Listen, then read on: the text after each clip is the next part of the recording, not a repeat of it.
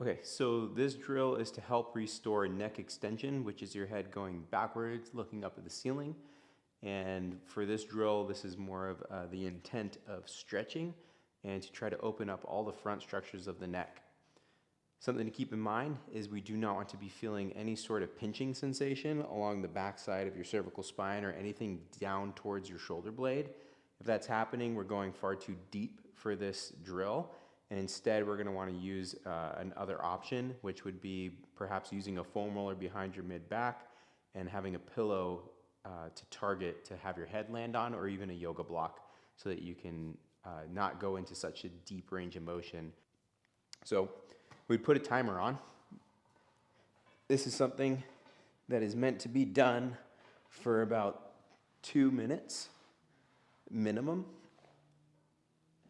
I will back my upper back up to the edge of a box or my bed or a bench like this, and I'll just slowly start to lower my head towards the ground.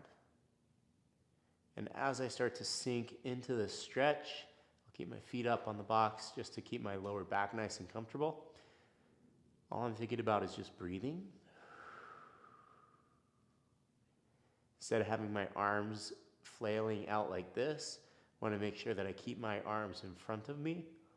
So on my stomach is fine, or even assisting the stretch and lightly pulling the skin of my upper chest down towards my belly button to give me a nice deep stretch of all the front structures here that are superficial, which would be the platysma muscle, which gets neglected quite often.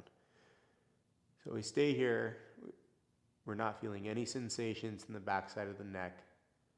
Everything's towards the front, opening up nice and slow and breathing. Every now and then, if you wanted to just challenge a little bit of rotation, that is totally fine. You get a little fidgety, jut your chin back, pull back a little bit, and then sink back into that stretch.